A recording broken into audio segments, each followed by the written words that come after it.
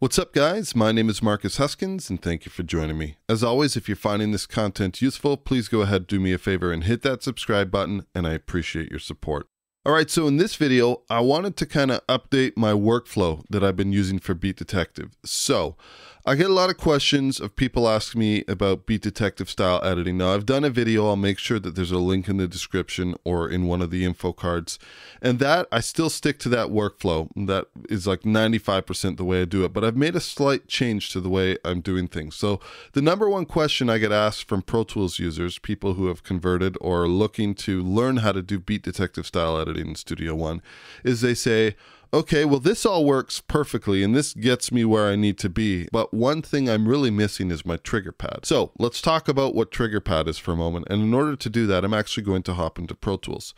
So here is Beat Detective in Pro Tools. Now the idea is once that you've done your transient detection at my clip separation menu, I would go ahead and click separate. And then I would go to my clip conform, which is essentially quantizing them. And I would conform these clips.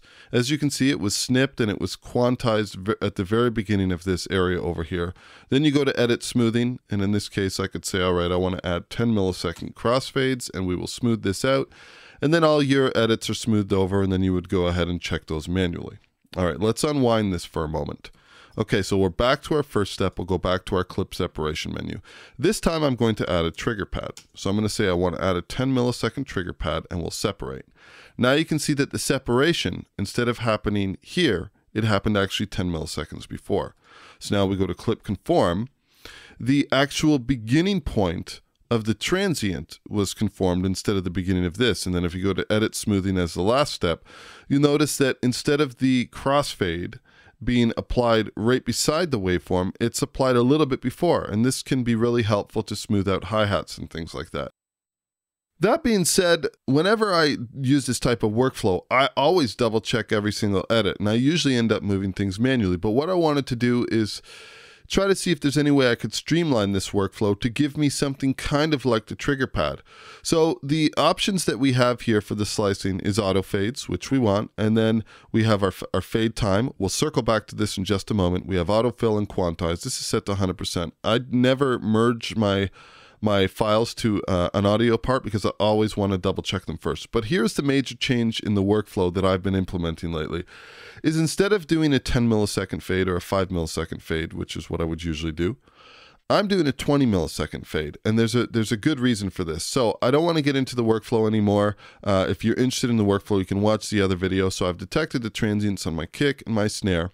I haven't grouped anything yet. It's important that you detect the transients before you group them. Then the next step is I'm going to create my drum group. So we'll just say drums. And then in my options here, I'm going to choose the kick in and snare top as my guides. That means that everything in this group will be quantized according to the bend markers here. All right, so with all these in place, let's go ahead and apply this. So now Studio One has gone ahead and it's cut up all of these audio events and it's quantized all the transient points and it's done, it's filled any gaps and removed any overlaps and things like that. So let's go back to the very beginning and let's have a look. All right, so now you can see it's done exactly the same thing that Beat Detective style stuff does, and we have all of our transients are put in place, and this was done by the bend markers, right? Now, here's where the workflow differs for me. Let me just get rid of this bend marker view for a moment. Instead of going with the 10 millisecond fade, I went with a 20 millisecond fade. And the reason is actually quite simple. I'm going to go to Edit, Select, and I'm going to select all on tracks. Now what this means is that all of my edits are selected. So if I make an edit to one, it happens to everything. And that's exactly what I want to happen. So what I'm going to do is I'm just going to head to any one of these over here. And this is a shortcut that you definitely want to memorize. Select all on tracks. It's Shift Command A or Shift Control A on a PC. So select all on tracks. And now what I want to do is I want to grab the rightmost event boundary over here. If you're seeing this little X, it means that you're not positioned at the proper spot. You want to grab it here. And what I'm going to do, just by eye, is I'm going to make this so that it looks to be about half, right? I can just eyeball this so that instead of 20 milliseconds, this is 10 milliseconds. Now the first one, it's auto conformed itself and it's re-snapped back together, but all of the ones downstream, they are going to be a little out of whack until I reattach them properly. And the way that you do this is quite simply, I'm just going to do edit, select all tracks to make sure that's good again. And when everything is selected, if I click X, watch what happens. This event boundary will stay here and this one will snap over. So essentially what I've done is I've dragged out all of the crossfades. I've dragged them earlier in time, 10 milliseconds. So this is kind of simulating that trigger pad. Now what this does in terms of a workflow is quite often when you're working with drums, there's these little bits of detail that are residing in the hi-hat. And whenever you're editing and you're using a slicing workflow, you would probably find that a lot of the time you're going to have to peel back some of these edits because they're cutting into the hi-hats. That's the whole purpose of the trigger pad in Beat Detective. So I think it'd be cool if eventually, maybe if the folks at Presonus are open to it, if they eventually added something that allowed us to offset or create a padding that gave us a similar function. That would be really, really awesome. But in the meantime, I think it's a pretty cool workflow to be able to do this. And it's actually pretty simple. All you have to do is double your crossfade length from 10 to 20. And then, like I said, you just want to drag the rightmost region boundary of everything, which changes them all. And then once you do that, select all tracks, click X, and then they will reattach themselves. And now you've created your trigger pads. And let's have a listen to these results here.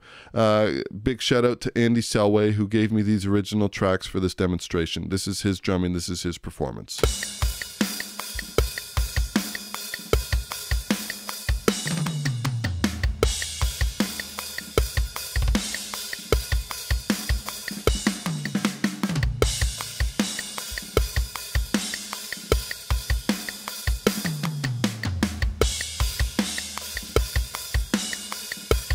And then, of course, the same can be said if you need to do any editing. We know that we can do all of this manually. So I could adjust any one of these crossfades by just hovering my cursor. If I said to myself, oh, this is a little bit too much, I want to see how far I can pull it back.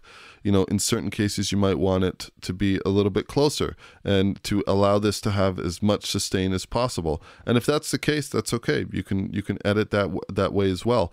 But this is just a really, really great workflow to be able to give yourself that type of trigger pad. And you can do as much as you need to, whatever you think you need to. So for example, here, as you notice, I'm pulling, then I'm getting a double transient. So I would just make sure that I pull this to right before I start seeing this waveform coming.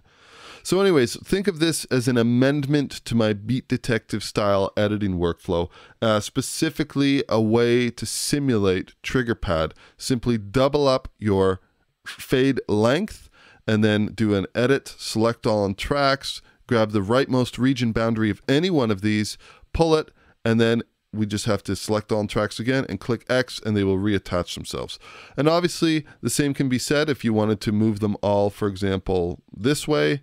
I could do the exact same thing, edit, select all tracks, pulling them all, and then edit, select all tracks and click X. Obviously, you need to double check your work to make sure you're not getting double transients, but just a way to simulate that workflow. And I thought this might be helpful to some users, especially Pro Tools users who are kind of happy with this workflow, but are really missing the trigger pad option in Beat Detective.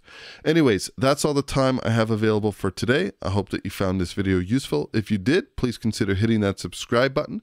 Any questions or comments, leave them down below. I will do my absolute best to get back to you. And as always, we will catch you in the next video. Cheers.